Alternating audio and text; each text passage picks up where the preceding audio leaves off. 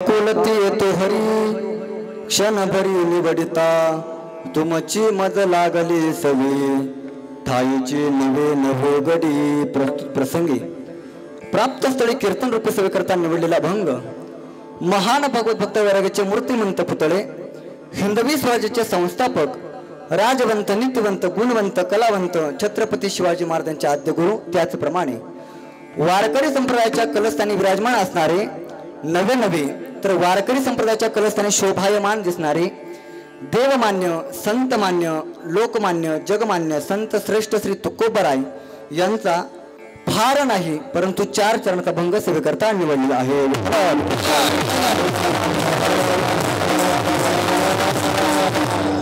जगद्गुरु तुकोबराय म्हणतात, आज भगवान परमात्मा काकुळतेला येतोय। काकुळते येतो हरी का काकुळतेला येतोय, का कासावीस होतोय, तर क्षणभरी निवडिता फक्त भगवान परमात्म्याची एक क्षणभर फक्त गोपाळांसोबतची संगत सुटली। गोपाळांनी फक्त भगवंताला क्षणभर आपल्यापासून बाजूला सारलं, त्याचा परिणाम काकुलती येतो हरी क्षणभरी निवडिता।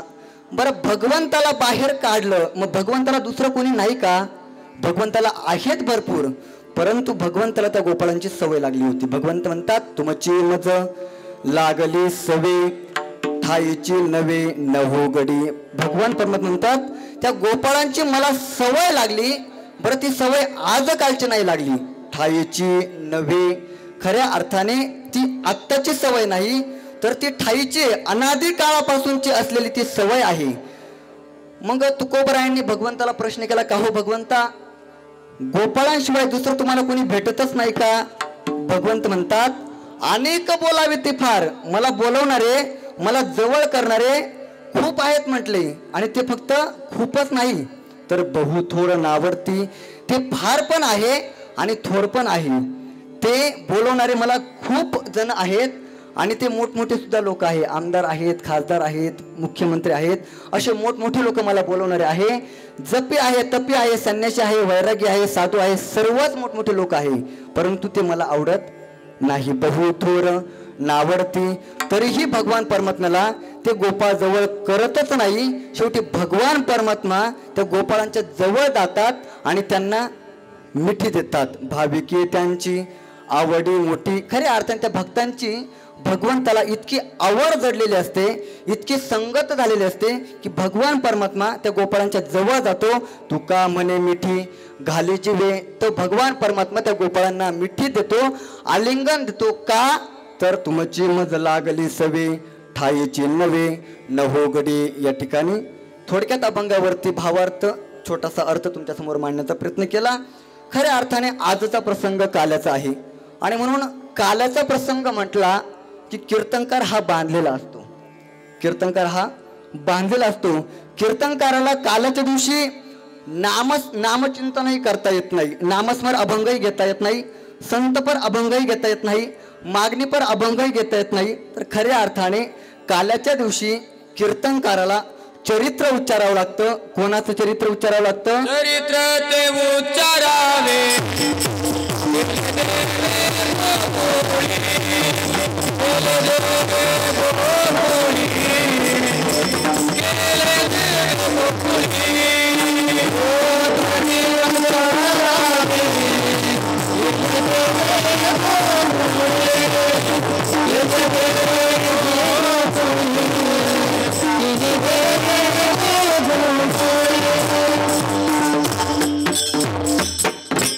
चरित्र ते उच्चारावे केले देवे गोकुळी। काल्याच्या दिवशी कीर्तनकाराला त्या भगवान परमात्म्याचं चरित्र उच्चारावं लागतं, फक्त ते चरित्र आचरणात आणावं लागत नाही। आणि म्हणून काल्याच्या दिवशी कीर्तनकार हा बांधलेला असतो। बांधलेला म्हणजे फेट्याने डोकं बांधलेलं नाही किंवा उपरण्याने कंबर बांधलेला नाही, तर तो बांधलेला असतो त्या भगवान परमात्म्याच्या चरित्राने, तो बांधलेला असतो त्या भगवान परमात्म्याच्या लीलेने, तो बांधलेला असतो खऱ्या अर्थाने भगवान परमात्म्याच्या खोड्यांनी। विठ्ठल विठ्ठल। आणि म्हणून खऱ्या अर्थाने या ठिकाणी अभंगावरती थोडंसं विवेचन करण्यापूर्वी, नवे नवे त्या भगवान परमात्म्याचं चरित्र उच्चारण्यापूर्वी थोडासा परिहार देणं वक्त्याचं आद्य कर्तव्य या न्यायाप्रमाणे या ठिकाणी आपण सर्वजण किमीनिमित्ताने उपस्थित आहोत, एकत्र जमलेले आहोत. सर्वांना श्रुत आहे, ज्ञात आहे, परंतु वक्त्याचं आद्य कर्तव्य या न्यायाने या ठिकाणी गेल्या 7 वर्षापासून चालू असलेला हा त्रिदिनी कीर्तन महोत्सव, तसा कीर्तन महोत्सव 2 दिवसात आहे, परंतु 3 दिवसापासून चालू असलेला हा नवनाथ पारायणाचा महोत्सव आणि अंतिम टप्प्यामध्ये त्या भगवान परमात्म्याचं चरित्र श्रवण करण्यास मिळावं. श्री गुरु त्या नवनाथ भगवंताचं चरित्रही उच्चारण खऱ्या अर्थाने ऐकायला भेटावं या न्यायाने या ठिकाणी 2 दिवसाचा कीर्तन महोत्सव आहे. काल संध्याकाळी खऱ्या अर्थाने धर्मनाथ बीज होती आणि त्यानिमित्तानेही 7 ते 9 या वेळेत कीर्तन झालं आणि आज त्या कीर्तनाचं खऱ्या अर्थाने समाप्ती म्हणून, त्या कीर्तनाचा समारोप म्हणून, त्या उत्सवाची सांगता म्हणून खऱ्या अर्थाने या ठिकाणी आज काल्याची कीर्तन रूपी सेवा या ठिकाणी ज्यांच्या माध्यमातून माझ्या वाट्याला आली असे आपल्या परिसरातलं एक सर्वांवरती प्रेम करणारं आणि जिव्हाळ्याचं व्यक्तिमत्व आदरणीय आमचे मोठे बंधू बापू भाऊ फापाडे यांनी मला पाठीमागेच कॉल केला अगदी त्र्यंबकच्या वारीच्या अगोदर. म्हटले बाबा काल्याची कीर्तन रूपी सेवा तुम्हाला करायची आहे आणि मग त्यांच्या विनंतीला नवे त्यांच्या आज्ञेचं पालन म्हणून या ठिकाणी उभं राहण्याचा प्रयत्न केला. विठ्ठल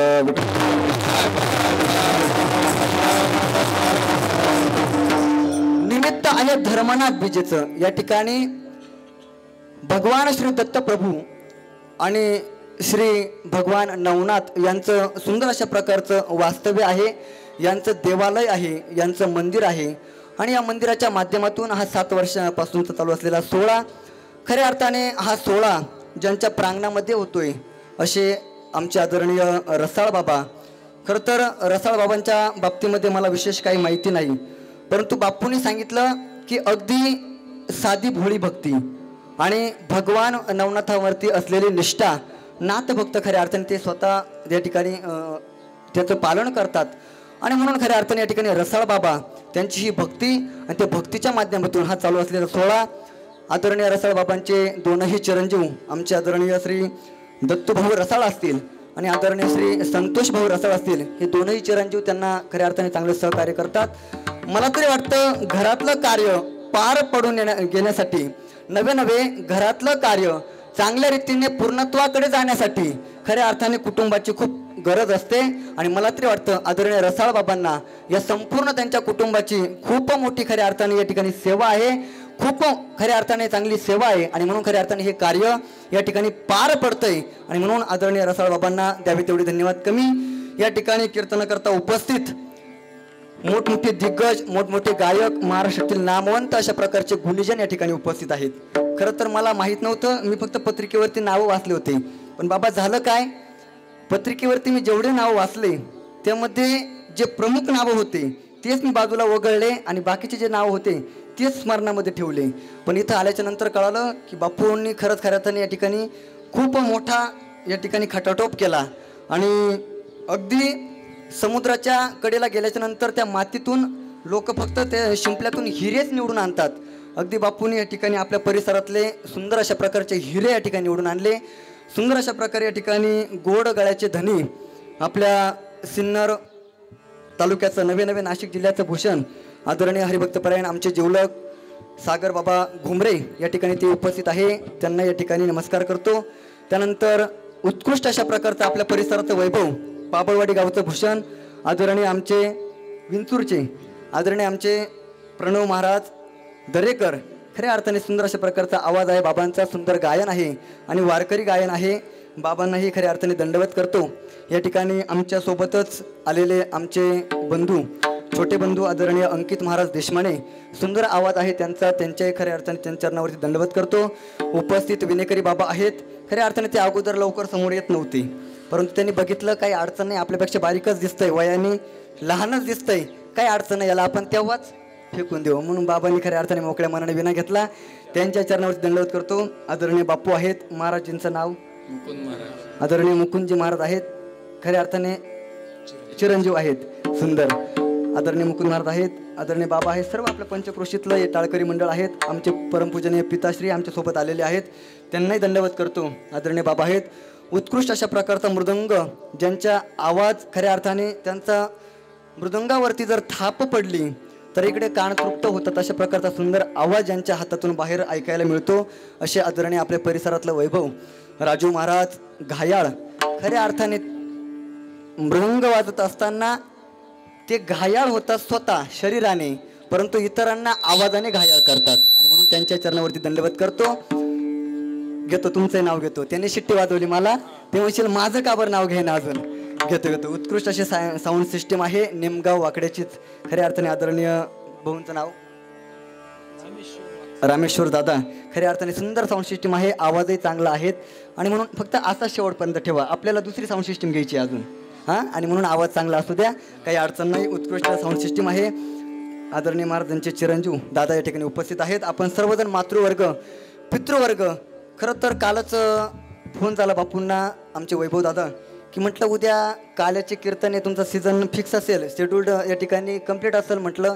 पण ते म्हटलं नाही तसं काही नाही, आम्ही खालीचे म्हटले. आणि मग म्हटलं ठीक आहे, जाता जाता तुम्हाला घेऊन जाऊ. तर ही आजचं कीर्तन फक्त आजच्या पुरतं मर्यादित राहणार नाही, तर इथून पुढे तुम्हाला जेव्हा कधी ऐकायला वाटेल, जेव्हा कधी वाटलं की आपण त्या कीर्तनाला गेलो होतो, त्या कीर्तनात आपण हसत होतो, कसे दिसत होतो, ते जर बघायचं असेल तर सुंदर अशा ठिकाणी या ठिकाणी व्हिडिओ शूटिंग चालू आहे. आणि म्हणून ज्यांच्या वतीने ही व्हिडिओ शूटिंग आहेत, आदरणीय मराठी वक्ता यूट्यूबचे चॅनलचे सर्व संचालक आदरणीय आमचे वैभव भाऊ खांगाळ ते उपस्थित आहेत. त्यांनी एकाच कॉलवरती मला होकार दिला आणि तेही आमच्यासोबत आले, त्यांनाही दंडवत करतो. या ठिकाणी उपस्थित सर्वांच्या चरणावरती एकदा माझा माथा टेकवतो आणि माझ्या सेवेला या ठिकाणी सुरुवात करतो. विठ्ठल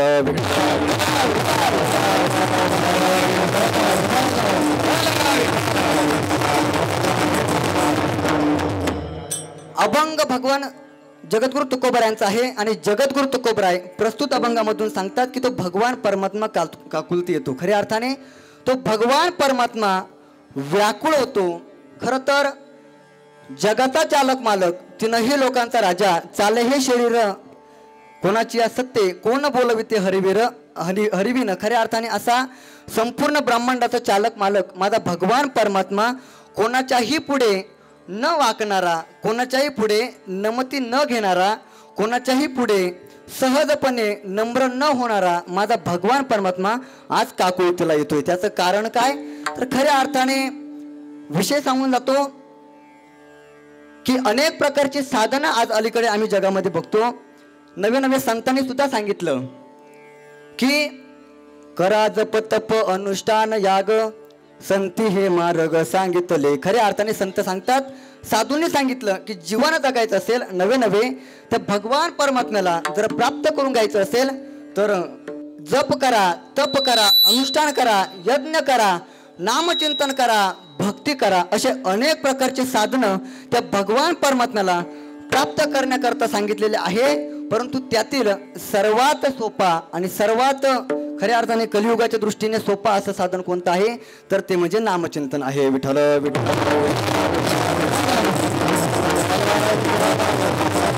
नामचिंतन कसं सोपं आहे तुकोबरा म्हणतात ना, तुका मने सोपे आहे सर्वाहुनी शहाणा तो बनी शहाणा तो बनी तुका मने सोपे आहे सर्वाहुनी शहाणा तो बनी शहाणा तो बनी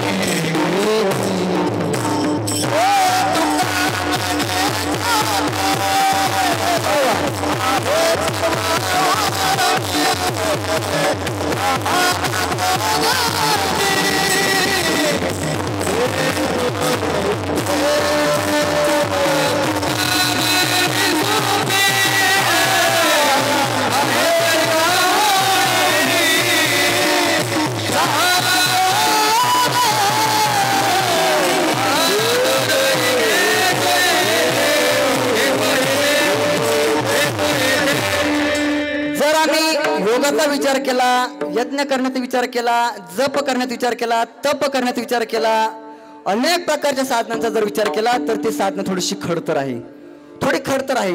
योगाचा विचार करा, माऊली ज्ञानोबराय म्हणतात, योगाची या वाटा जे निघाले गा सुपटा तया दुःखाचाची फाटा भागा आला. खऱ्या अर्थाने ज्यांनी योग साधना पत्करली, ज्यांनी योग साधना करण्याच्या दृष्टीने खऱ्या अर्थाने तिचा स्वीकार केला ना, त्यांना दुःख आहे, दुःख आहे. त्यानंतर तुम्ही यज्ञ करा. यज्ञ करायचं जर म्हटले तर त्याला अनेक प्रकारची सामुग्री लागते. त्या ठिकाणी अनेक प्रकारचे त्या ठिकाणी अर्थव्यवस्था आपल्याकडे उपलब्ध अशा प्रकारची लागते. आणि म्हणून इतर साधने करण्याकरता अवघड आहे.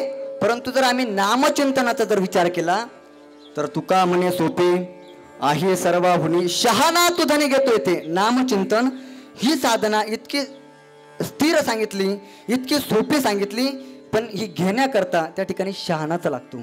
त्या ठिकाणी तुका म्हणे येथे पाहिजे जातीचे, त्या ठिकाणी त्या दृष्टीतला, त्या ठिकाणाचा, त्या स्थानातला निश्चित असलेला व्यक्ती असावा लागतो. आणि म्हणून खऱ्या अर्थाने कोणतीही साधना करायची म्हटली तर ती सोपी नाही. पण नामसाधना ही सोपी आहे, परंतु ती नामसाधना करत असताना त्यामध्ये आम्हाला भाव असणं खूप गरजेचं आहे. भाव असणं खूप गरजेचं आहे. आम्ही इतर गोष्टींचा जर विचार केला तर अनेक साधनं आहे, परंतु ही सगळी साधनं त्या भावासमोर फिकी आहे. तुका म्हणे अवघे फिके भावविना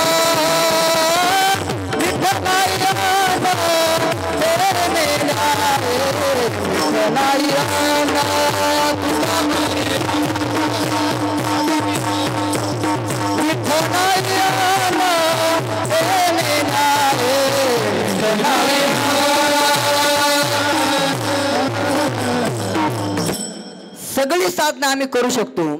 आम्ही योग साधण्यासाठी आम्ही शारीरिक बळही लावू शकतो, यज्ञ करण्यासाठी आम्ही आर्थिक बळही लावू शकतो, नवे नामचिंतन करण्यासाठी आम्ही हृदयाची स्थिरता सुद्धा ठेवू शकतो. परंतु तुकोबराय म्हणतात ही साधना करत असताना आम्हाला त्या साधनाभोवती, त्या साधनासोबत भाव असणं सुद्धा गरजेचं आहे. परंतु तुकोबराय सुद्धा म्हणतात की हे साधनं एकाच्या समोर फिकी आहे. कोणाच्या समोर? तुका म्हणे सोपे तुका म्हणे फिके अवघे भावाविन. खऱ्या अर्थाने ते साधन भावासमोर फिके आहे.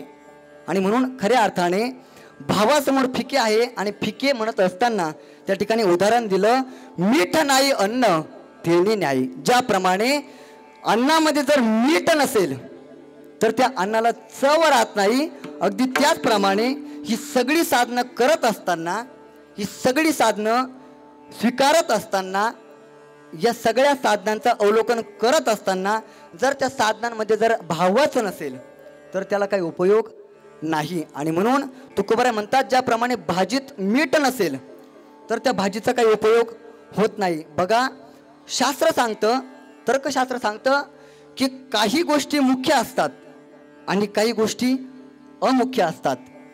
थोडक्यात काही गोष्टी मुख्य असतात आणि काही गोष्टी अवांतर असतात. काही गोष्टी मुख्य कशा?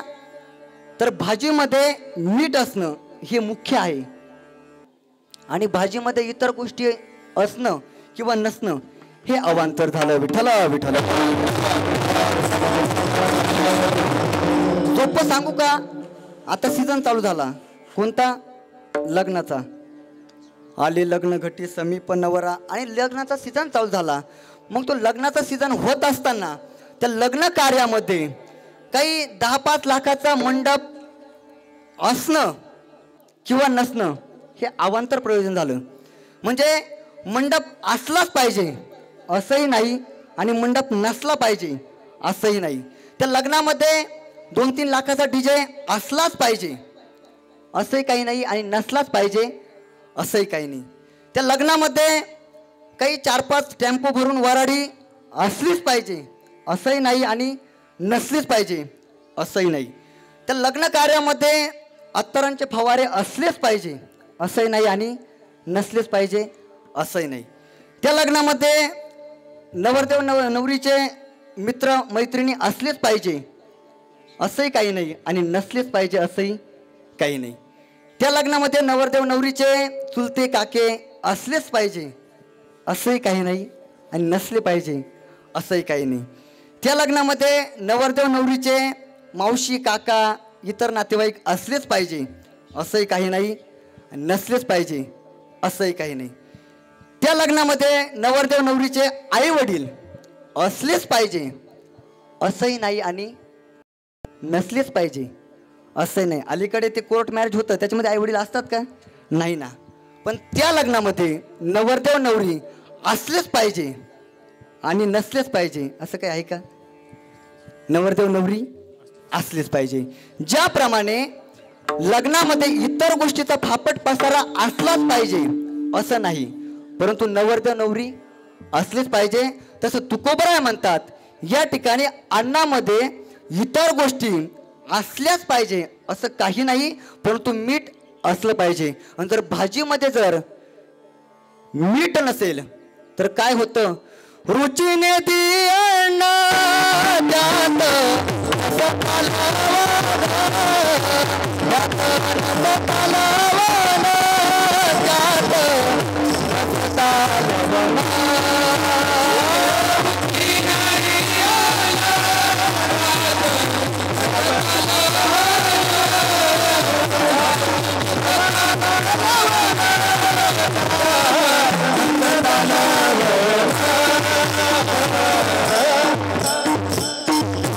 जसं लग्नामध्ये इतर फापड पसारा असलाच पाहिजे, ते अवांतर प्रयोजन झालं, असलाच पाहिजे असं काही नाही, परंतु नवरदेव नवरी हे मुख्य प्रयोजन आहे, ते असलेच पाहिजे. तुकोबराय म्हणतात भाजीमध्ये मीठ असलंच पाहिजे हे मुख्य प्रयोजन आहे. मग इतर गोष्टी कोणत्या? भाजीमध्ये तेल असलंच पाहिजे असं काही नाही, भाजीमध्ये शेंगदाण्याचं कूट असलाच पाहिजे असंही काही नाही, भाजीमध्ये गरम मसाला वेगवेगळ्या प्रकारचे मसाले असलेच पाहिजे असंही काही नाही, भाजीमध्ये कढीपत्ता कोशिंबीर असलीच पाहिजे असंही काही नाही. बाप्पू भाऊ, आम्ही जेव्हा परिक्रमेमध्ये होतो तेव्हा तिथे आम्हाला काही वेळा हाताने स्वयंपाक करावा लागायचा. आदरणीय या ठिकाणी आमचे सागर बाबा उपस्थित आहे, त्यांची सुद्धा पाठीमागच्या वर्षी नर्मदा परिक्रमा सहकुटुंब सहपरिवार त्यांनी पूर्ण केलेली आहे. आणि म्हणून खऱ्या अर्थाने जेव्हा परिक्रमा आम्ही करत असतो तेव्हा आमच्या अन्नामध्ये आमच्या भाजीमध्ये आम्हाला शेंगदाणे मिळतच होते असं नाही, आमच्या भाजीमध्ये आम्हाला तेल मिळतच होतं असं नाही, आमच्या भाजीमध्ये आम्हाला वेगवेगळ्या प्रकारचे लवंग मिरे काय असेल नसेल ते भेटायचंच असं नाही, परंतु भाजीमध्ये आम्हाला मीठ हे मागवावाच लागायचं.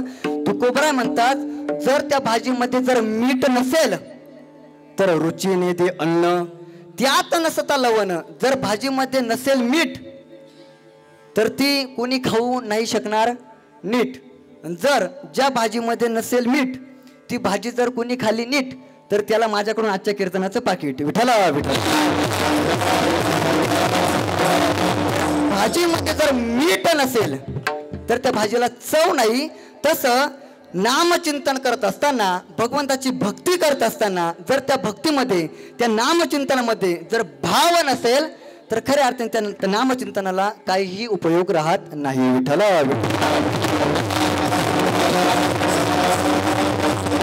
नामचिंतन असताना करत असताना त्या नामचिंतनामध्ये भाव खूप महत्वाचा असतो. नवे जर तो भाव असेल तर भगवान परमात्म्याला प्राप्त करून घेता येतं. करतळे आवळे तैसा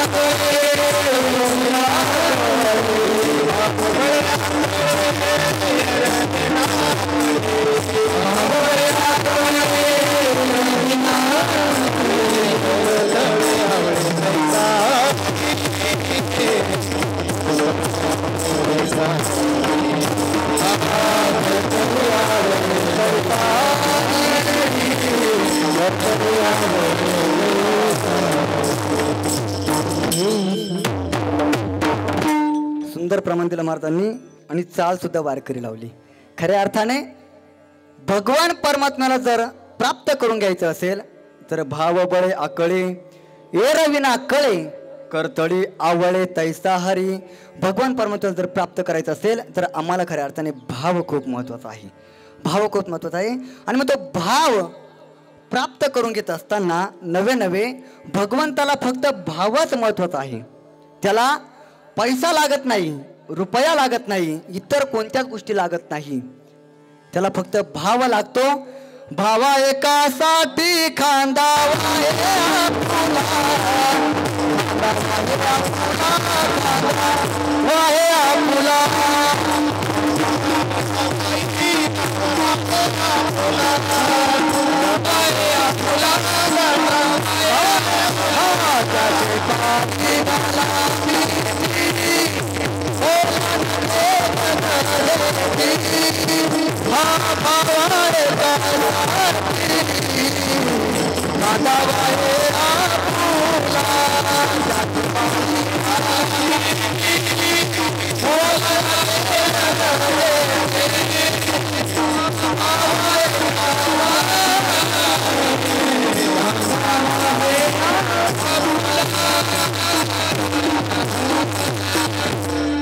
त्या भगवान परमात्म्याला प्राप्त करण्यासाठी त्या भगवान परमात्म्याला पैसा लागत नाही, त्याला कुठल्या प्रकारचं मोल लागत नाही.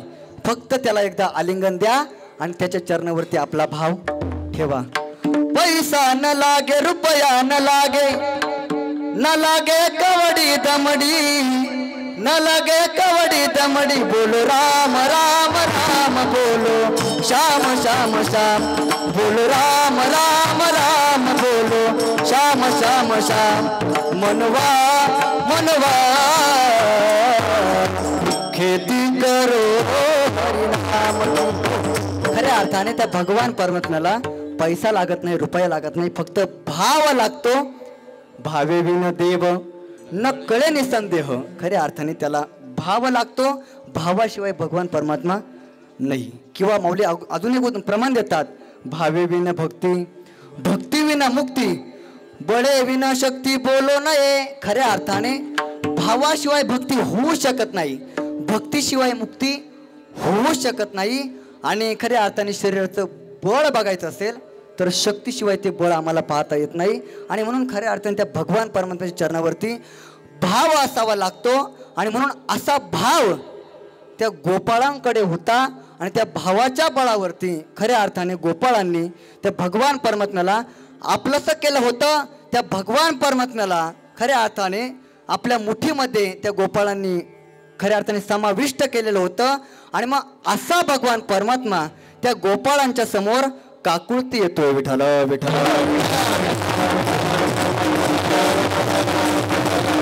कसा काकुळती येतोय? एक दिवसाचा प्रसंग त्या गोकुळामधला. दररोज काय घडायचं की भगवान परमात्मा लवकर उठायचे, गाया सोडायचे आणि सर्व गोपाळांना आवाज देत चालायचे, चला रे चला, रानात जायचा टाइम झाला. जसा आता आपला सुद्धा वेळ खूप जवळ आला. आणि मग सर्वांना आवाज द्यायचे. मग प्रत्येक गोपाळ झोपेतून उठायचं, पटापटा गाई सोडायचं आणि भगवान परमात्मा मिळते गाई घेऊन ते रानामध्ये जायचे. एक दिवसाचा प्रसंग घडला. भगवान परमात्म्याला लवकर जाग आलीच नाही. आणि सर्व गोपाळांनी काय केलं, ठरवलं की बाबा हा भगवान परमात्मा खूप हुशार आहे, तो आपल्याला ठकवतो, आपल्याला तो भुरळ पाडतो, आपल्याला फसवतो. आणि म्हणून उद्यापासून त्याला आपल्यासोबत येऊ द्यायचं नाही. त्या गोपाळांनी काय केलं, दुसऱ्या दिवशी लवकर उठले, आपल्या गायी सोडल्या आणि भगवान परमात्म्याला सांगायच्या कळण्याच्या आत ते रानामध्ये निघून गेले. गेल्याच्या नंतर इकडे भगवान परमात्म्याला उशिरा जाग आली. आणि जाग आल्याच्या नंतर भगवान परमात्मा उठतो, बाहेर येऊन बघतो तर कुणाच्याही गायी वासरं बाहेर दिसत नाही. नवे ज्या रानाकडे ती गायी वासरं जायची त्या गायी वासरांच्या दिशेने खऱ्या अर्थाने त्या रस्त्यावरती गायींच्या पाऊल खुणा उठलेल्या होत्या. भगवंताच्या लक्षात आलं, आपले सवंगडी, आपले गोपाळ आपल्याला सोडून रानामध्ये निघून गेले. आणि मग भगवान परमात्म्याने सुद्धा आपल्या गायी सोडल्या आणि तो सुद्धा रानामध्ये गेला. परंतु भगवान परमात्म्याला रानात जाईपर्यंत, त्या अरण्यात जाईपर्यंत उशीर झाला होता. सूर्य उगवलेला होता आणि सकाळचा 9-10चा प्रहर झालेला होता.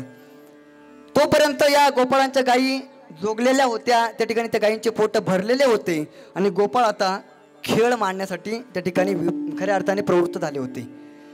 गोपाळांनी खेळ मांडण्याकरता त्या ठिकाणी 2 गट पाडले होते. खरं तर खेळ करायचा म्हटलं ती 2 गट लागतातच.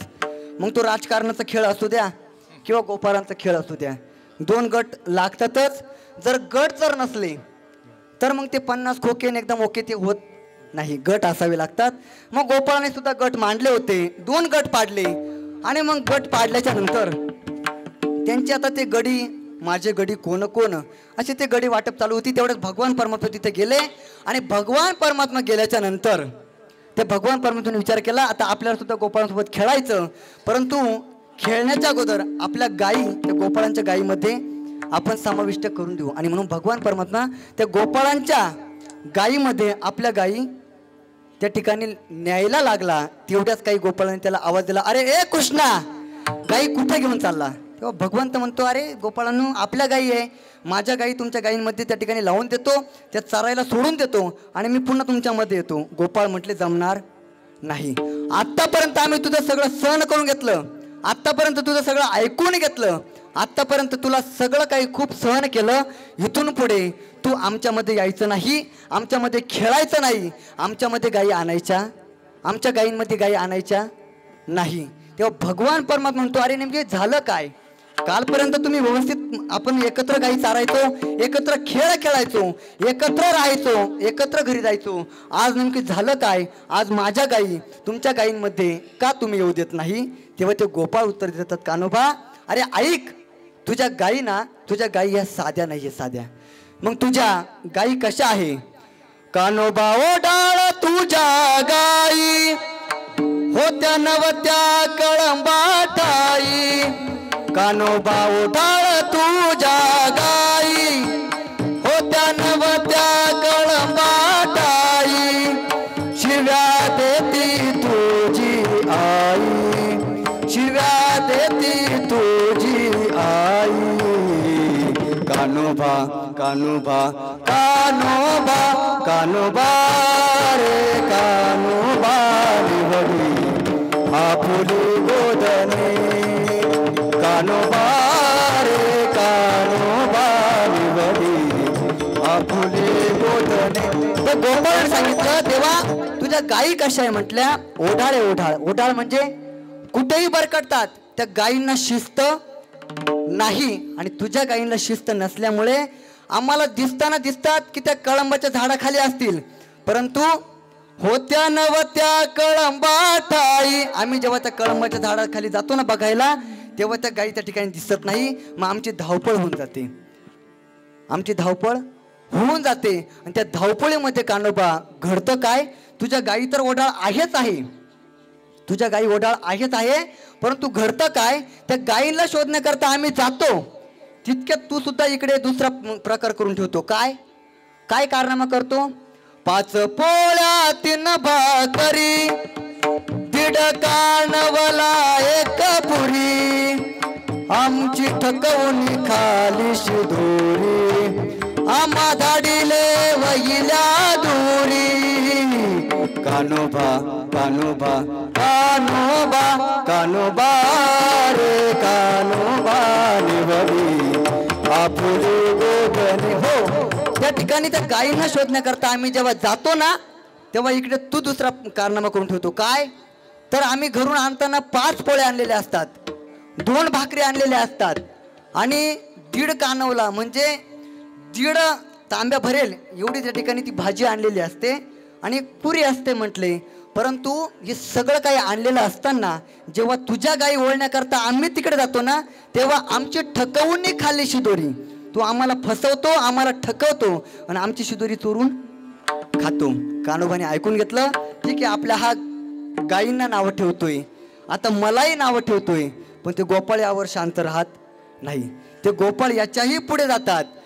पर्येशी शारंधरा तुझा बैल चुकला मोरा, पाठी लागला तुझा म्हातारा, सांगो गेलो तुझ्या घरा, पाठी लागला तुझा म्हातारा.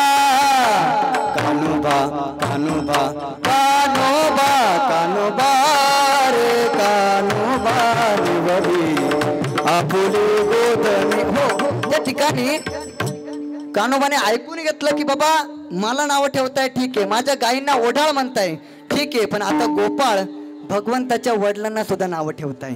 काय म्हणतात? परियेशी शारंधर. अरे भगवंता ऐक, कान्होबा ऐक, परियेशी क्षारंधरा. आणि त्या दिवशी नाही का तुझा बैल नाही का तो मोरा नावाचा बैल तो सुटला होता म्हटले. आणि मग तो सुटला म्हणून आम्ही तुझ्या घरी गेलो सांगायला. कोणाला? नंद बाबाला सांगू गेलो तुझ्या घरा. आणि ते सांगण्याकरता गेलो तर तुझ्या वडिलांना ते पटलं नाही. नंद बाबाला वाटलं की हे पोरं काहीतरी चुगल्याच करताय, हे पोरं काहीतरी खोटं बोलताय. आणि तो आमच्या पाठीमागे काठी घेऊन लागला. म्हणजे तुझे वडील सुद्धा चांगले नाही. त्यामध्ये एक बोबड्या होता. बोबड्या तो बोबड्या म्हटला कान्होबा अरे तुझे वडीलही चांगले नाही, तूही चांगला नाही, तुझ्या गाई सुद्धा चांगल्या नाही. अरे कान्होबा ऐक, तुझी आई सुद्धा चांगली नाही. आणि बाबा मानव जातीचे गुणधर्म आहे. मनुष्य जीव आपल्यावर आलेला आरोप मान्य करून घेईल, नवे नवे आपल्या मित्रांवर आलेला आरोप मान्य करून घेईल, आपल्या वडिलांनाही बोललेलं मान्य करून घेईल. पण जेव्हा कुणी आपल्या आईला जर नाव ठेवत असेल तर ते कोणाला सहन होत नाही. मग ते गोपाळ भगवंताच्या आईला सुद्धा त्या ठिकाणी आरोपी ठरवायला लागले. आईला यशोदा मातेला सुद्धा त्या ठिकाणी नावं ठेवायला लागली. काय नावं ठेवले तर त्यामध्ये एक तो बोबड्या होता. आणि तो बोबड्या सांगायला लागला की तुझी आई कशी आहे, तुझी आई खूप डेंजर आहे म्हटली, तुझी आई चांगली नाही आहे म्हटली. आणि तो बोबड्या आपल्या बोबड्या भाषेमध्ये सांगतो दाईबा कृष्णा नको सबा, अरे दाईबा कितना नकोले बा, आम्ही नाही नाही नाही नाही तुझ्या संग येणार, आम्ही नाही नाही नाही नाही तुझ्या संग येणार, आम्ही नाही नाही नाही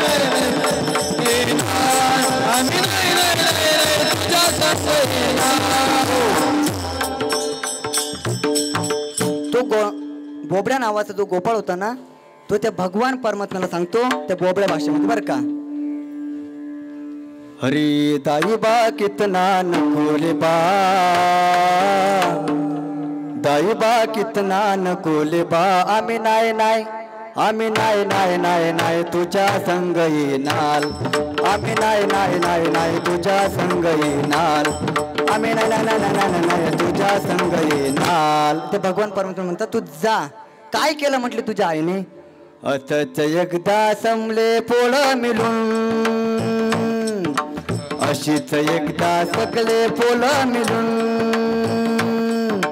यशोदेच्या घरी गेलोले बा, यशोदेच्या घरी गेलोले बा, यशोदे माईने फुलन पोल्या केल्या होत्या. म्हटले एकदा काय झालं सगळे पोळं मिळून आम्ही तुझ्या घरी गेलो, म्हणजे यशोदा माईच्या घरी गेलो. आणि यशोदे माईने काय केलं होतं? यशोदे माईने फुलन पोल्या केल्या होत्या. यशोदा माईने पुरणपोळ्या केल्या होत्या. पुरणपोळ्या सगळ्या पोलांना धुंदून दिल्या, सगळ्या पोलांना धुंदून दिल्या.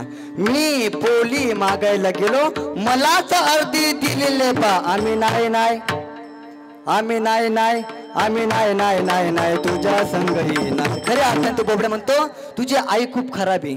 आम्ही पोळ्या मागण्याकरता गेलो तर सगळ्या पोरांना दोन दोन दिल्या पण मलाच फक्त अर्धी दिली म्हणून तुझी आई खूप वांगळ आहे म्हटले. भगवंताने सगळं ऐकून घेतलं आणि भगवंत त्या गोपाळांना म्हणतो की बाबा तुम्ही आता मला घेणारच नाही का? तेव्हा ते गोपाळ म्हणतात आम्ही तुम्हाला आमच्या खेळामध्ये घेणार नाही. तेव्हा तो भगवान परमात्मा फक्त क्षणभर त्या गोपाळांमधून बाहेर काढलं म्हणून काकुळतीला येतो. काकुलती येतो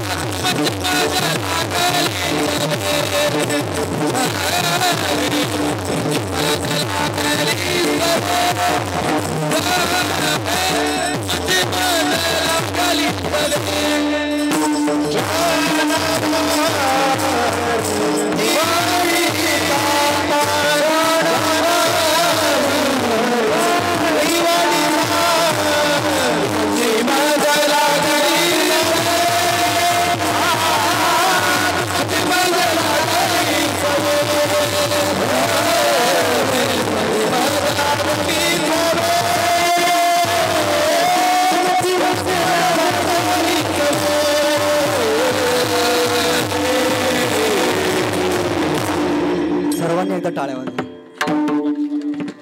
अगदी समर्पक चाल दिली बरं का. खऱ्या अर्थाने भगवान परमात्मा काकुळतला येतो, भगवान परमात्मा व्याकुळ होतो आणि त्या व्याकुळ असलेल्या त्या रागामध्ये, त्या शिवरंजनी स्वरामध्ये आदरणीय बाबांनी चाल म्हटली. खरं तर या गोष्टीची सुद्धा एक टेक्निक असावी लागते बरं का. अभंग कोणता आहे, त्या अभंगाला, त्या अभंगाचा भाव कसा आहे आणि त्या अभंगाच्या भावावरती ती चाल बसेल कशी, याचं अगदी तारतम्य बाबांकडे आहे. काकुळत येतो हरी, काकुळत येतो हरी, क्षणभरी निवडिता. खऱ्या अर्थाने तो भगवान परमात्मा काकुळतीला येतो. का काकुळतीला येतो? फक्त त्या गोपाळाने क्षणभर भगवंताला बाजूला केलं होतं, इतकी त्या गोपाळांविषयीची आतुरता त्या भगवंताकडे होती आणि म्हणून भगवान परमात्मा काकुळतीला होतो. पुढे भगवान परमात्म्याकडे खऱ्या अर्थाने तुकोबरा विचारतात का हो भगवंता, तुम्हाला दुसरं कोणी नाही का? तर भगवान परमात्मा म्हणतात, तुमची मत लागली सवे ठाईची नवे नभोगडी. खऱ्या अर्थाने त्या गोपाळांची मला सवय लागलेली होती आणि ती सवय आत्ताची नाही. ठाईची गडी, खऱ्या अर्थाने ते गडी, ते गोपाळ ठाईचे आहे. जसा भगवान परमात्मा ठाईचाची काळा अनादी बहुकाळा, जसा भगवान परमात्मा ठाईचा आहे, जुना आहे, तसे ते गोपाळ, ते गडी माझे जुने आहे, नवे नहो. ते ठाईचे गडी आहे, नवे नहो म्हणजे नवे नाही आहे आणि म्हणून खऱ्या अर्थाने त्यांची मला सवय लागली. तिसऱ्या चरणामध्ये सांगतात की अनेक बोलावी ती फार. तुकोबारा म्हणतात, देवा तुला यांच्या व्यतिरिक्त दुसरं कोणी नाही का?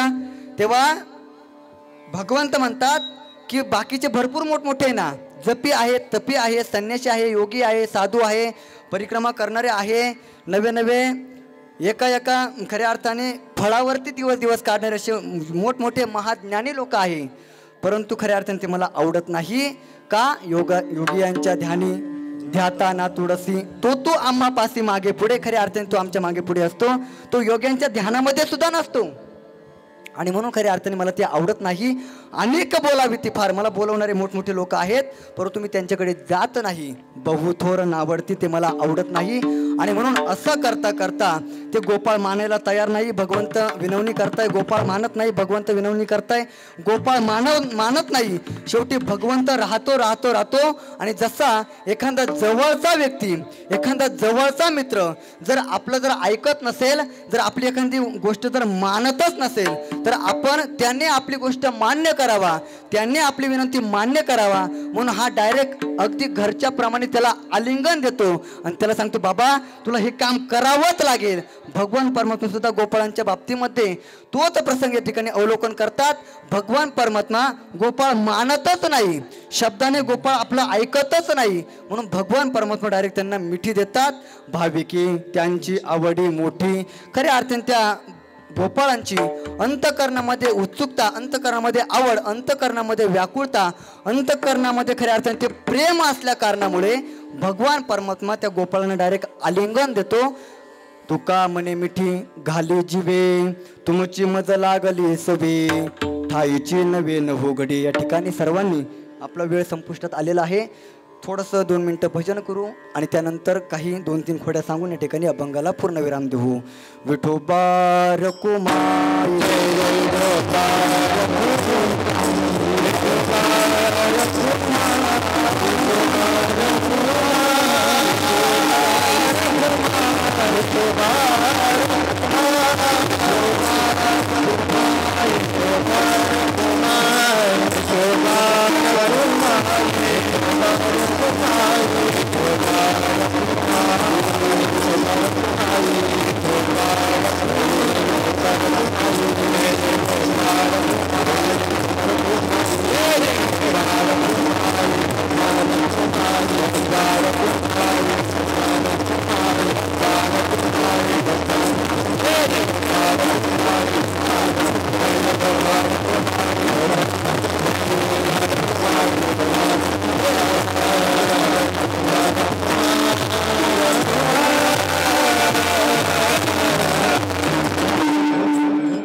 वेदसे चरित्र केले नारायण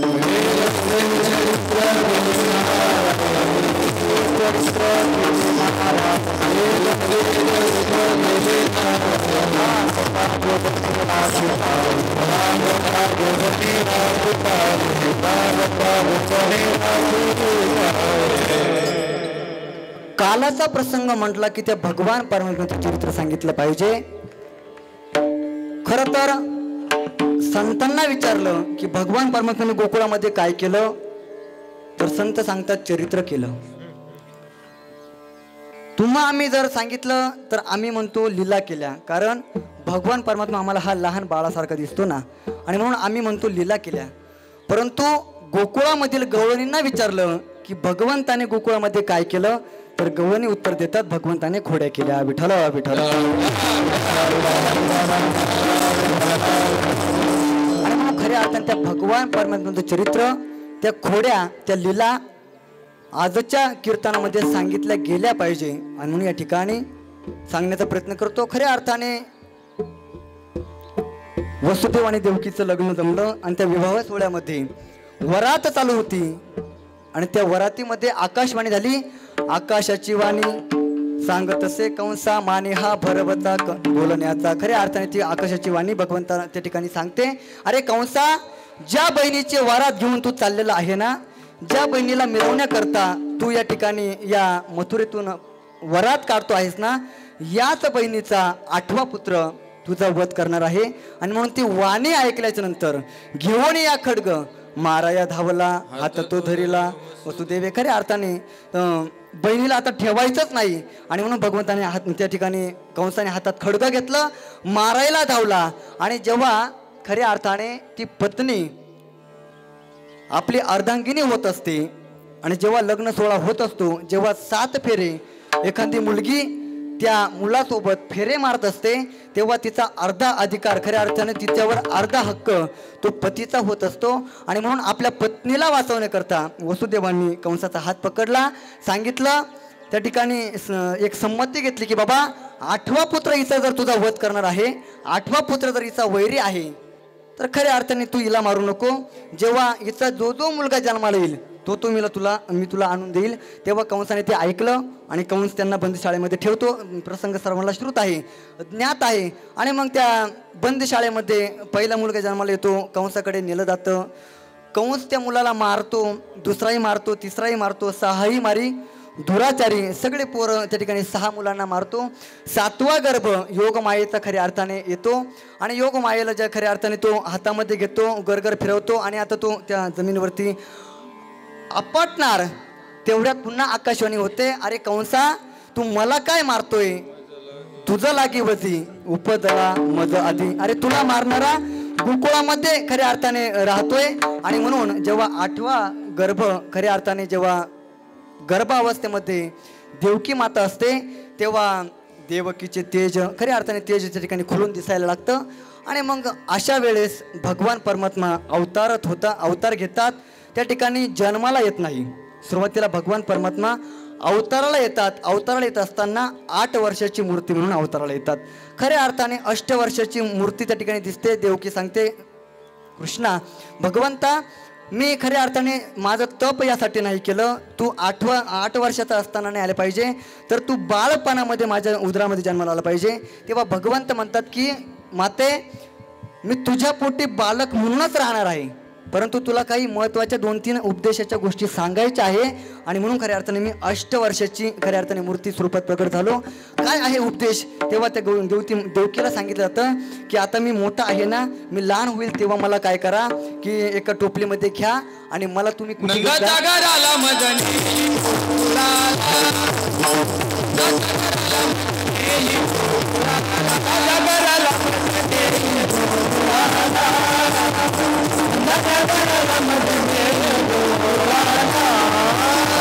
माया उतरली तेथे, देवी मज आली तेथे, माया उतरली तेथे, देवी मज आली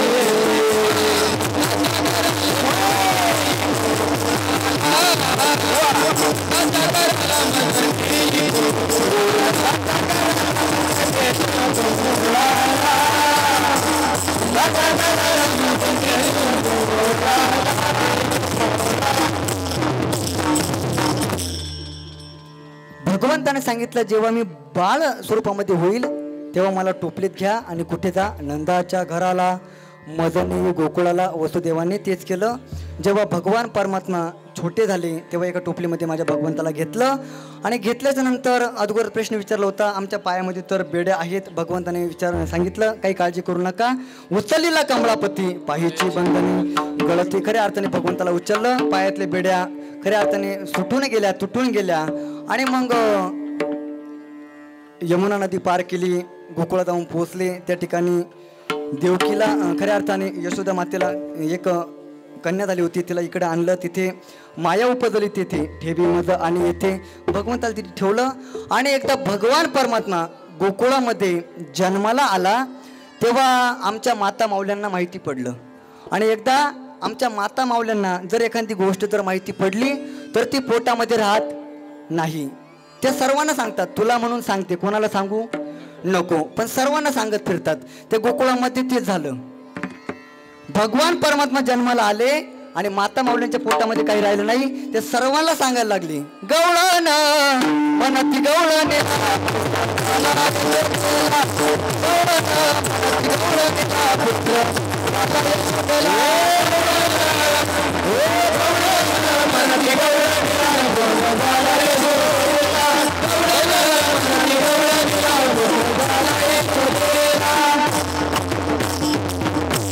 खऱ्या अर्थाने त्या गवळणी एकमेकांना सांगायला लागल्या, अगं ऐकलं का, आपल्या घरात आपल्या गावात काय झालं, नंद घर आनंद भयो जय कन्हैया लाल की. आपल्या नंद बाबाला बाळ झालं आणि मुलगा झाला. खऱ्या अर्थाने तो आनंद होता.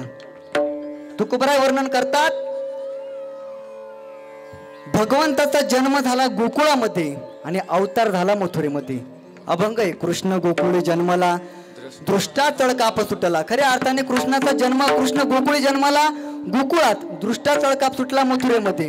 होता कृष्णाचा अवतार मथुरेमध्ये आणि आनंद करती घरोघर कुठे, गोकुळामध्ये. आणि म्हणून खऱ्या अर्थाने गोकुळामध्ये भगवान परमात्मा जन्माला आले. सर्वांना आनंदी आनंद झाला. एक धावी एकी पुढे वाटी ताती सुंट वडे. खऱ्या अर्थाने त्या ठिकाणी आनंदोत्सव करायला लागल्या. आणि मग गवळणींचा स्वभाव होता महाराज. खऱ्या अर्थाने श्रीमंताच्या दारामध्ये जर एखादी शेळी असेल आणि जर ती शेळी जरी व्याली तरी सगळं गाव त्या शेळीचे बकर बघण्याकरता जात असतं. इथे माझा भगवान परमात्मा ब्रह्मांड नायक हा जन्माला आला होता तेव्हा त्याला भेटण्याकरता, त्याला बघण्याकरता सर्वच गोकुळ त्या ठिकाणी जायला लागलं. आणि मग जात असताना 3-3, 4-4 गवळणींचा त्या ठिकाणी घोळका त्या नंदबाबाच्या दिशेने जायला लागला, त्या वाड्याच्या दिशेने जायला लागला. आणि गेल्याच्या नंतर माझ्या भगवान परमात्म्याला बघण्याकरता नंदबाबाच्या वाड्याभोवती रांग तयार झाली. रांग 1, 2, 3, 4 अशा अनंत गवळणी त्या रांगेमध्ये उभ्या राहिल्या. आणि मग आतून आवाज आला, चला एकीने आतमध्ये या. मग मोठ्यांच्या मुलाला बघायला जायचंय, रिकाम्या हाताने जाऊन चालेल का, नाही. एका गवळणीने मुठभर सोनं घेतलं आणि ती मुठभर सोनं घेऊन आतमध्ये प्रवेश केला. त्या भगवान परमात्म्याला बघितलं आणि बघितल्याच्या नंतर डोळे लावले, भगवान परमात्म्याचं चिंतन केलं आणि ती बाहेर आली. बाहेर येत असताना दुसरी आपला नंबर राहून उभीच होती, परंतु तिला ती उत्कंठ लागली होती. कसं असेल नंदाचं बाळ, कसं असेल यशोदा मातेचं बाळ, कसं असेल आमचा भगवान परमात्मा. तेव्हा त्या दुसरीला उत्कंठ लागली होती. ती दुसरी पहिल्या आतमध्ये जाऊन आलेल्या गवळणीला विचारली, का ग तू आतमध्ये गेली होती, बघितलं का बाळाला. तेव्हा ती सांगते, बघितलं ना. कसं आहे बाळ, कसं आहे नंदाचं पोर, कोणावरती गेलंय, रंगाने कसं आहे. तेव्हा ती गवळण सांगायला लागते, सावळा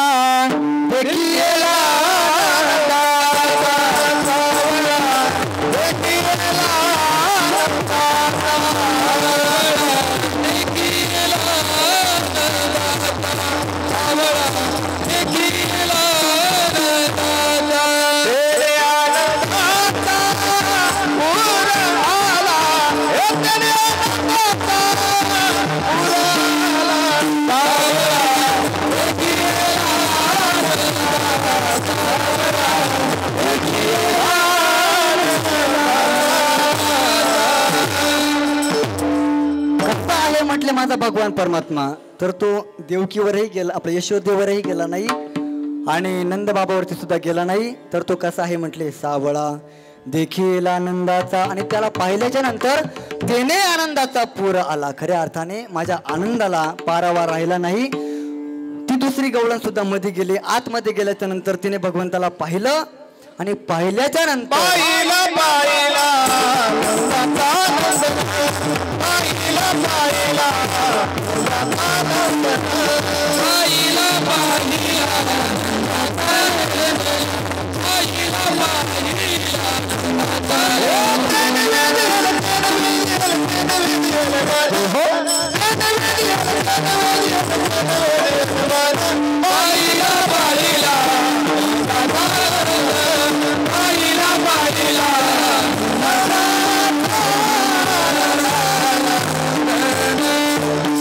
अगं त्या नंदाच्या बाळाला पाहिलं, परिणाम काय झाला, ते नैवेद्य ते नैवेद्य ते नैवेद्य पाहिला पाहिला नंदाचा नंदना. खऱ्या अर्थाने त्या भगवंताला मी पाहिलं आणि त्या भगवान परमात्म्याने माझं मन वेधून घेतलं. आता ती तिसरी गेली आतमध्ये आणि गेल्याच्या नंतर ती सुद्धा तिने भगवंतावरती चांदी ओढून टाकली आणि ती बाहेर आली. बाहेर आल्याच्या नंतर तिला विचारलं चौथीनं, का ग कसा आहे भगवान परमात्मा. तेव्हा तिने सांगितलं, त्या भगवान परमात्म्याने माझं चित्तच वेधून घेतलं. हरिने हरिने माझे चित्त हो भारवित विसरले, भारवित विसरले, भारवित विसरले आता कैसी नाव करा. खऱ्या अर्थाने त्या हरीने माझं चित्त मोहून घेतलं आणि आता मी घरी जायला सुद्धा वाट विसरली. एक गवळण होती बाबा, ती गवळण डोक्यावरती मडकी घेऊन दही दूध लोणी घेऊन मथुरेला निघाली होती आणि मथुरेला जात असताना तिच्या कानावरती ऐकायला आलं की नंदाच्या घरी बाळ जन्माला आलं. यशोदेला आणि नंद बाबाला बाळ झालं आणि ते बाळ बघण्याकरता आपण गेलं पाहिजे. तिने विचार केला, आता बाळ बघायचं म्हटल्याच्या नंतर आपण तर मथुरेला निघालोय, डोक्यावरती तर घागरी आहे, मथुरेला निघालोय, पुन्हा घरी जायचं, घागरी ठेवायच्या, पुन्हा यायचं, बाळ बघायचं, पुन्हा घरी जायचं, पुन्हा घागरी घ्यायचं आणि मथुरेला जायचं. एवढं करण्यापेक्षा आपण काय करू, जाता जाता मथुरेला जाता जाता घागरी कोणाच्या तरी घरी ठेवून देऊ आणि बाळ बघू आणि तसंच पुन्हा मथुरेला जाऊ. तेव्हा ती आली, तिने कोणाच्या तरी घरी त्या मडके ठेवले आणि ती बाळ बघण्याकरता गेली. बाळाला बघितलं, माझ्या कानोबाला बघितलं, डोळ्यामध्ये साठवलं, पुन्हा डोक्यावरती घागरी घेतल्या, मथुरेच्या बाजाराला निघून गेली. दही दूध लोणी सगळं काही विकलं, पण आता घरी निघायचं.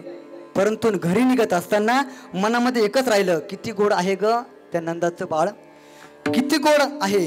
आणि हे मनामध्ये असताना घराकडे येण्याचा रस्ताच ती विसरून गेली.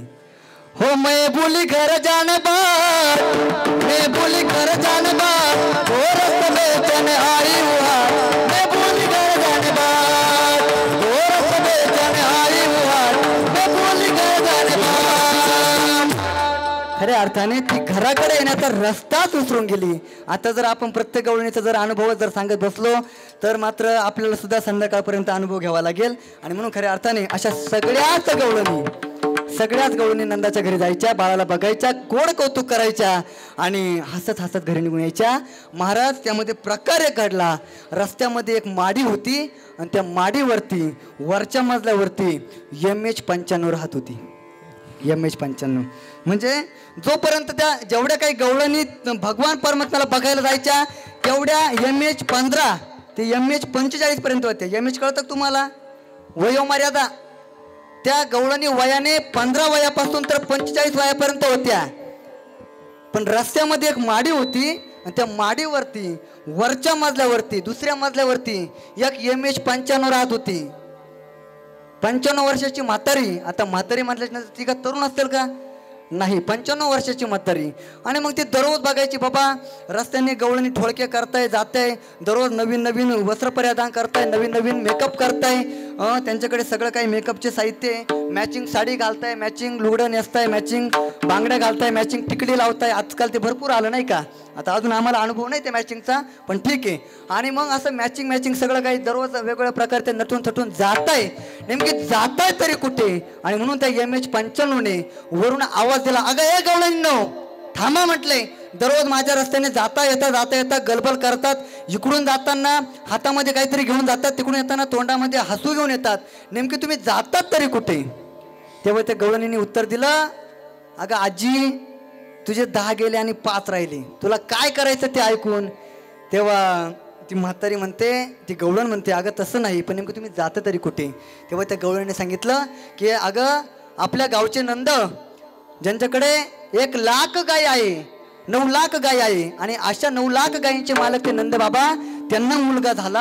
आणि तो मुलगा इतका सुंदर आहे, इतका सुंदर आहे, माझा भगवान परमात्मा किती सुंदर आहे. हो राजस सुकुमार मदनाचा पुतळा, हो रवी शशी कळालो परिया, रवी शशी कळालो परिया, हे कस्तुरी मळवत चंदनाची उटी. अरे आता माझा भगवान परमात्मा राजस आहे, सुकुमार आहे, मदनाचा पुतळा आहे, असा भगवान परमात्मा नंद बाबाच्या घरी जन्माला आला. आणि जन्माला आल्याच्या नंतर आम्ही त्याला बघण्याकरता जातोय. महाराज हे ऐकल्याच्या नंतर त्या MH95 वय 95 असलेल्या म्हातारीच्या मनामध्ये सुद्धा भावना निर्माण झाली, उत्सुकता निर्माण झाली, उत्कंठा निर्माण झाली की मला सुद्धा त्या बाळाला बघायचं आहे. आणि म्हणून त्या गवळणीने, म्हातारी असलेल्या गवळणीने घरामध्ये गेली. आपली 1972च्या दुष्काळामध्ये असलेली ती पेटी काढली, पेटी. आणि त्या पेटीमध्ये तिच्या लग्नाची खऱ्या अर्थाने शालू होता, लग्नाचा शालू, तिच्या लग्नाचा शालू. आणि तो लग्नाचा शालू तिच्या लग्नाचा होता. आणि शिवाय तो असा साधा सुद्धा नव्हता, मग पैठणी शालू होता. आणि मग पैठणी शालू होता,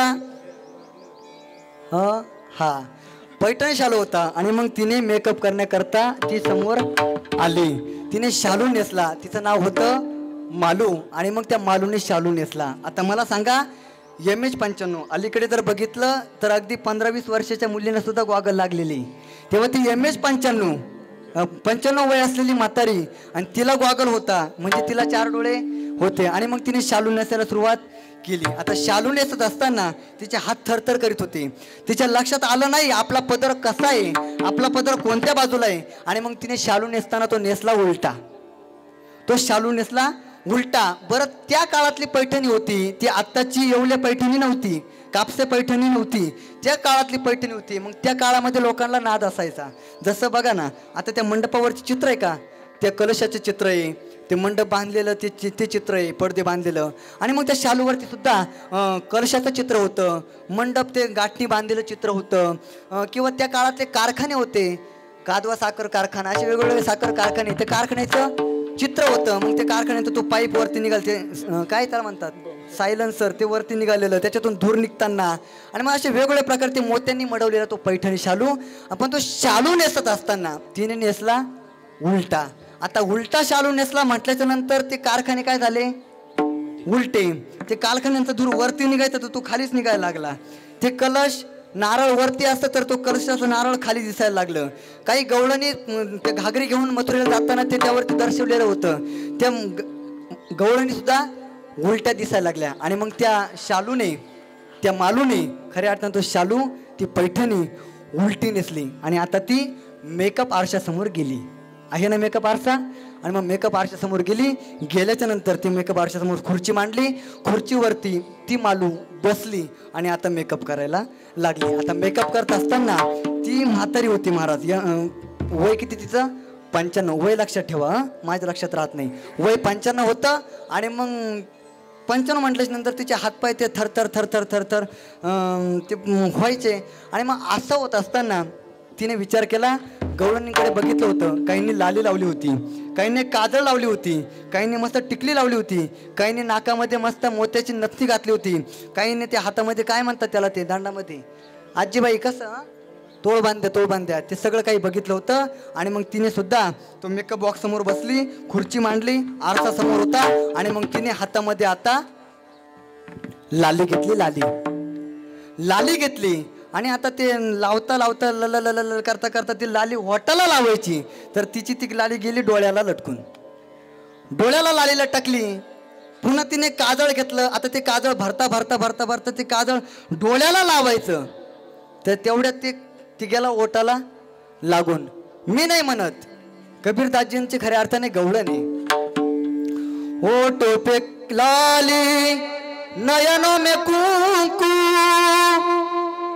होठों पे लाली नयनों में कुंकू, हरि का गीत तो गाने चनी, दीवानी बनी मैं दीवानी बनी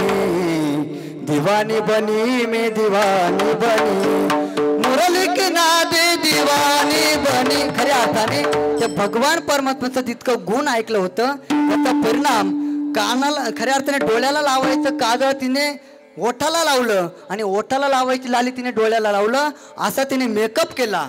बाकी मग तिने तोडल्या घातल्या, पैंजण घातलं, ते आहे ना गाणं, हा नाकात नथ घालूनी बाई थाट माट करूनी, नेसले ग बाई शालू पैठणचा. आणि खऱ्या अर्थाने नटून थटून ती खाली आली.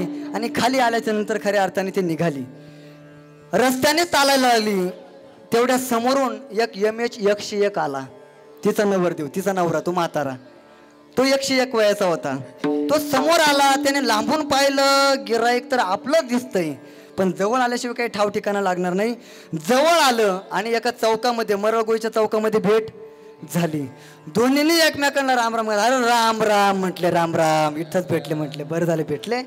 त्या MH 101ने तिला पाहिलं आणि म्हटले, का ग कुठं निघाली? म्हटले, मी चालले त्या नंदबाबाच्या घरी. काय आहे तिथं? म्हटले, नंदाच्या घरी बाळ जन्माला आलं. बरं, बाळाचं काय? मी त्याला बघण्यासाठी चालले.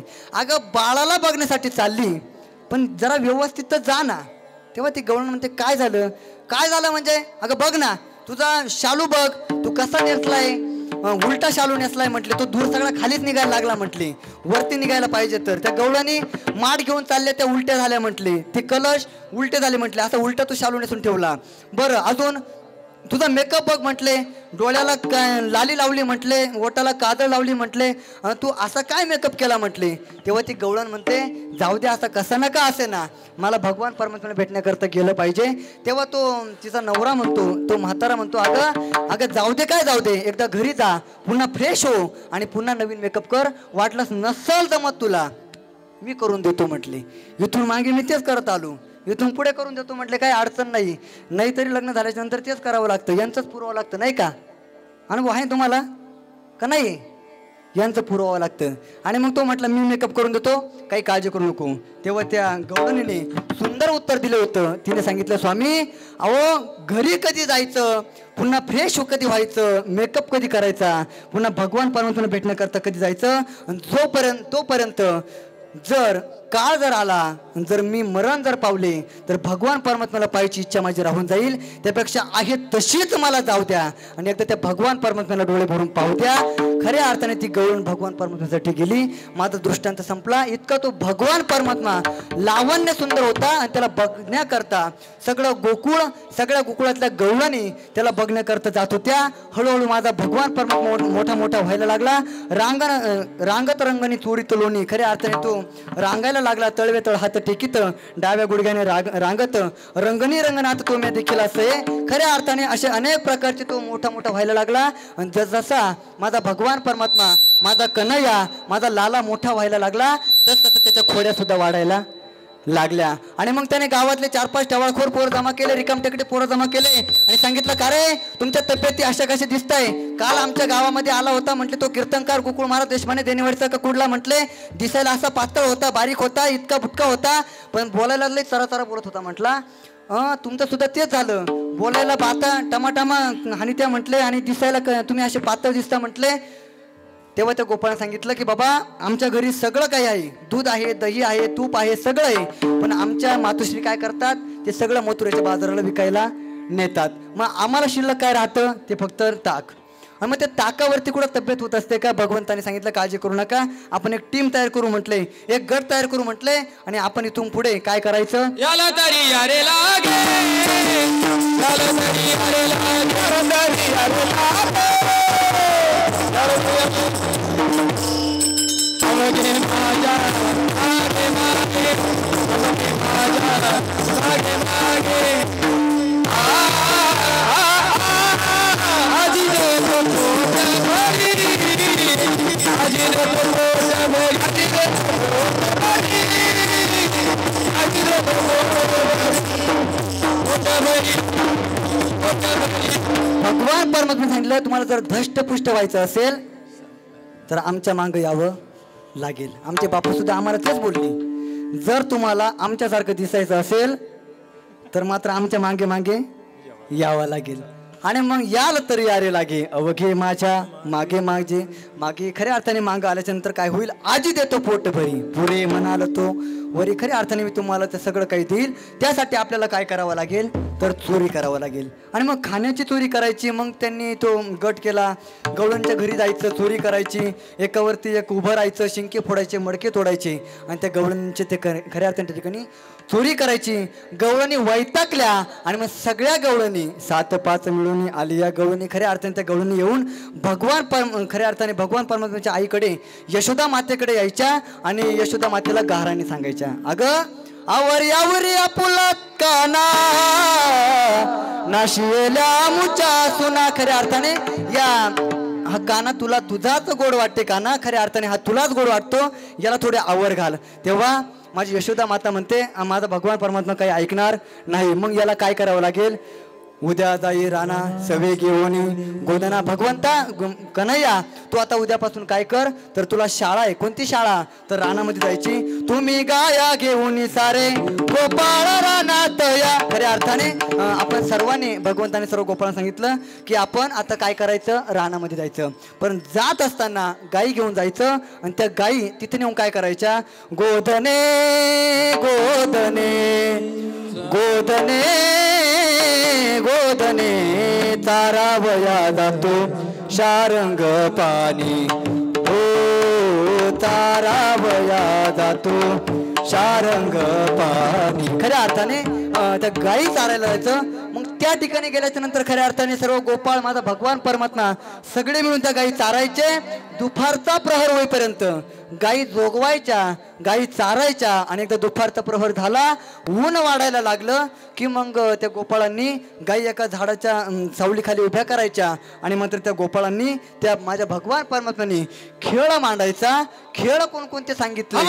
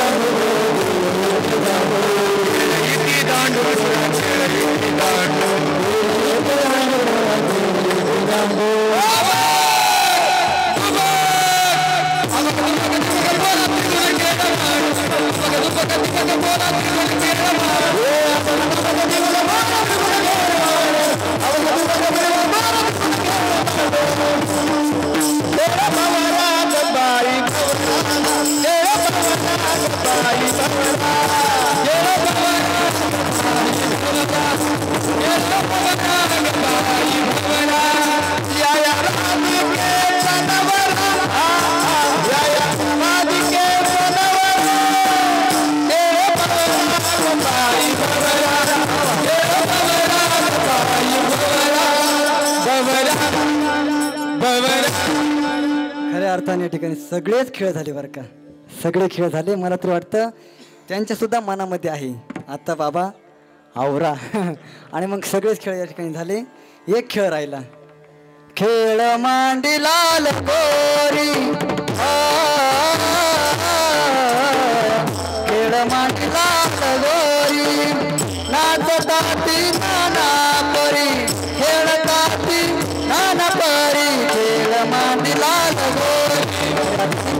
सगळे खेळ झाले आणि आता खेळत असताना भगवान परमात्म्याने सांगितलं, गोपाळांनो ऐका, आता शेवटचा आपण एक खेळ खेळला पाहिजे. तेव्हा गोपाळ सांगतात, बाबा आपण अनेक खेळ खेळू, आपण अजून भरपूर खेळ खेळू, पण आता खेळ खेळण्याकरता अंगामध्ये ताकद पाहिजे. आता ताकद राहिली नाही. का ताकद राहिली नाही? खांदी भार, पोटी भूक, काय खेळायचे सुख. खऱ्या अर्थाने आता खेळायचं काही सुख राहिलं नाही. बाबा भूक जितकी लागली, आता कीर्तनाचं काही सुख राहिलं नाही. आतापर्यंत तुम्ही जेवढं काही सांगितलं ते आमच्याकरता खूप झालं. आता तरी तुमचं सुख खऱ्या अर्थाने, आता आम्हाला सुख फक्त भोजनामध्ये आहे. आणि म्हणून खांदी भार, पोटी भूक, काय खेळायचे सुख. आणि मग सर्व गोपाळांनी आपापल्या शेदुऱ्या एकत्र केल्या आणि एकत्र केल्याच्या नंतर माझ्या भगवान परमात्म्याने सुद्धा आपली शेदुरी त्यामध्ये टाकली. खऱ्या अर्थाने काला काला काला, नेमके काला म्हणायचं कशाला, तर काल्याचे अनेक प्रकार सांगितले. हरिनामाचा खिचडी काला, खऱ्या अर्थाने नामचिंतन करणं तो एक काला सांगितला, जो माझ्या ज्ञानेश्वर महाराजांनी खऱ्या अर्थाने नामदेवरायांनी पंढरपूरच्या वाळवंटामध्ये तो काला केला होता. आणि म्हणून तो एक काला सांगितला. दुसरा खऱ्या अर्थाने ऐक्याचा काला सांगितला. आमच्या सामाजिक जीवनामध्ये, आमच्या राजकीय जीवनामध्ये आमच्यामध्ये ऐक्य असलं पाहिजे. आमच्यामध्ये कुठल्याही प्रकारचा जाती भाव भेद नाही राहिला पाहिजे. हा खऱ्या अर्थाने ऐक्याचा काला सांगितला. आणि तिसरा काला सांगितला तो म्हणजे दही आणि लाहीचा काला सांगितला. आज आपल्याला तोच दही आणि भाताचा, लाहीचा तो आपल्याला काला सर्वांना खायचा आहे. आणि म्हणून या ठिकाणी या कालेच्या प्रसंगाने आपण आत्तापर्यंत जे काही चिंतन मांडलं, जी काही सेवा केली, ती स्वानंद सुखनिवासी सद्गुरू जोग महाराज वारकर शिक्षण संस्थेमध्ये 4ही वर्ष शिकत असताना आमच्या गुरुवाऱ्यांनी जे काही मला ज्ञान अर्जन केलं, जे काही माझ्याकडे मला ज्ञान दिलं, त्यामधूनच खऱ्या अर्थाने मला इथं आल्याच्यानंतर जे काही आठवलं, खऱ्या अर्थाने ते तुमच्यासमोर सांगण्याचा प्रयत्न केला. या अभंगावरती खरं तर काही चिंतन झालं नाही, कारण काल्याचं कीर्तन म्हटलं एक प्रकारची जबाबदारी असते. बापूंनी खऱ्या अर्थाने माझ्यावरती तिसरी जबाबदारी टाकली होती. कोणती? ते म्हटले, महाराज निमित्त धर्मनाथ बीजेचं आहे आणि म्हणून तुम्ही खऱ्या अर्थाने धर्मनाथ बीजेवरती सुद्धा खऱ्या अर्थाने काहीतरी बोला. पण मला तरी वाटतं बापू, तुम्ही माझ्या तब्येतीचा विचार करा, माझ्या पोटाचा विचार करा, माझ्या उंचीचा विचार करा, नवे माझ्या ज्ञानाचा सुद्धा विचार करा, की या सगळ्या गोष्टी माझ्याकडून होणं शक्य नाही. या त्रिवेणी संगमाचा योग घालायचा म्हटला तर ते फक्त देवेंद्र फडणवीसच घालू शकतात. राष्ट्रवादी ते सगळं एकत्र आणण्याचं काम फक्त तेच करू शकतात. गोकुळ महाराजांच्यानं होणं शक्य नाही. आणि म्हणून खऱ्या अर्थाने त्या ठिकाणी दोन गोष्टी यासमोर मांडण्याचा प्रयत्न केला. एका अभंगावर थोडं चिंतन मांडलं आणि भगवान परमात्म्याचं चरित्र खऱ्या अर्थाने ठिकाणी सांगण्याचा प्रयत्न केला. या ठिकाणी हा सुंदर असा योग आहे धर्मनाथ बीजेचा. खऱ्या अर्थाने तुका म्हणे देव भक्तांचा संगम, तेथे ओघ नाम त्रिवेणीचा. या ठिकाणी आपल्याला त्रिवेणी संगम बघायला मिळतो की भगवान श्री दत्तप्रभूंचं या ठिकाणी स्थान आहे, भगवान श्री नवनाथाचं या ठिकाणी स्थान आहे. आणि या दोनही स्थानांच्या जागेवरती आम्हाला पाहायला मिळतं ते म्हणजे नामचिंतनाचा ओघ. आणि म्हणून तेथे ओघ नाम त्रिवेणीचा. खऱ्या अर्थाने या ठिकाणी त्रिवेणी संगम तयार झाला. असा हा त्रिवेणी संगम जो परिवार आपल्याला 7 वर्षापासून या त्रिवेणी संगमामध्ये स्नान करण्याचं भाग्य जो परिवार या ठिकाणी आपल्याला प्राप्त करून देतोय, खऱ्या अर्थाने हा संपूर्ण रसाळ परिवार. आणि म्हणून या रसाळ परिवाराचं द्यावे तेवढे धन्यवाद कमी आहे. या ठिकाणी त्यांनी सांगितलं की हे वैयक्तिक मंदिर आहे. बाबा, वैयक्तिक मंदिर करणं खूप सोपं आहे, कारण आज पैसा कोणाकडे नाही, पैसा सगळ्यांकडे आहे. वैयक्तिक मंदिर कोणीही बांधू शकतं. पण वैयक्तिक मंदिर बांधल्याच्या नंतर त्या मंदिराची पुढची देवपूजा, त्या मंदिराचं पुढचं जेवढं काही कार्य आहे, त्या मंदिराची पुढची जेवढी काही जोपासना आहे, त्या मंदिराचं पुढचे जेवढे काही सत्कार्य आहे ते करणं खूप अवघड आहे. आणि म्हणून हा परिवार मंदिर बांधल्याच्या नंतर फक्त मंदिर बांधलं आणि एकदा गेट बंद केला की परत वर्षाला दर्शनाला जायचं असं नाही, तर हा संपूर्ण परिवार दररोज या मंदिराची पूजा करतो, या देवस्थानची निगा राखतो, या देवस्थानचं पावित्र्य ठेवतो. बाबा, आमचं सुद्धा एक मंदिर आहे. आम्ही वैयक्तिक आमच्या शेतामध्येच जसं आपलं मंदिर आहे तसं आमचं सुद्धा श्री भगवान श्री राधाकृष्णाचं मंदिर आहे. आणि आम्ही सुद्धा जसं जमेल तसं प्रत्येक वर्षाला त्या ठिकाणी भगवान श्री राधाकृष्णाचा वर्धापन दिन म्हणून दरवर्षी 1 दिवसीय कार्यक्रम करत असतो. आणि म्हणून खऱ्या अर्थाने मंदिरं नुसती बांधलीच नाही पाहिजे, तर त्याची जोपासना, त्याचं पावित्र्य, त्याचे नियम खऱ्या अर्थाने ते राखले गेले पाहिजे. आणि हा संपूर्ण परिवार त्या मंदिराची जोपासना करतोय, ते पावित्र्य राखतोय. आणि म्हणून या परिवाराला द्यावे तेवढे धन्यवाद कमी आहे. या ठिकाणी ज्यांच्या माध्यमातून या ठिकाणी येण्याचा योग आला, आपल्याच परिसरातलं वैभव. खरं तर आम्ही अगदी मोठ्या भावाप्रमाणे नवे नवे ते आमचे मोठे भाऊच आहे. अगदी आम्हाला 2 दिवससुद्धा लय होतात फोन करायला आणि म्हणून बापूंनी पाठीमागे फोनवरती संपर्क साधला. म्हटले महाराज या पुन्हा आमच्या परिसरामध्ये. पाठीमागे मरळगोईला सुद्धा कीर्तन झालं आणि आता या ठिकाणी निमगाव वाकडा या ठिकाणी कीर्तन होतंय. खऱ्या अर्थाने बापूंचे सुद्धा धन्यवाद. या ठिकाणी उपस्थित अगदी सुंदर अशा प्रकारचे गुणीजन. महाराज हा खेळ नव्हे एकल्याचा म्हणून मेळ जमविला.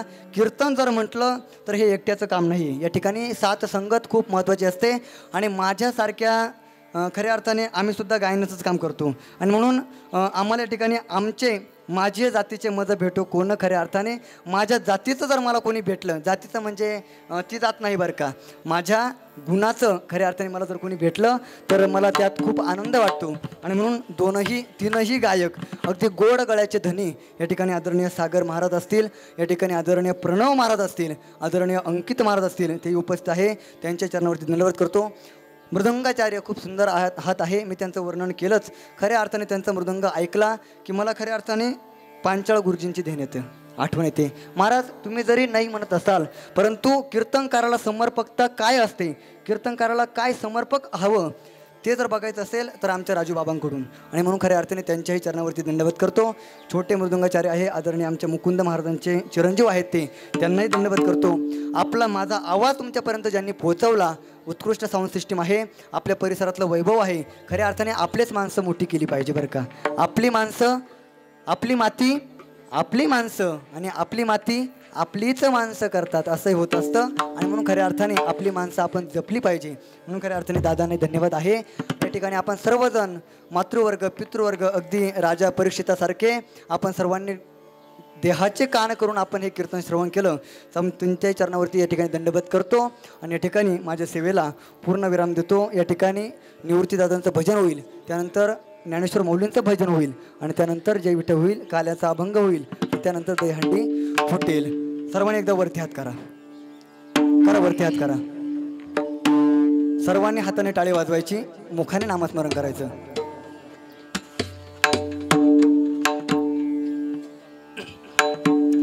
हरी निवृत्ती राया, निवृत्ती राया,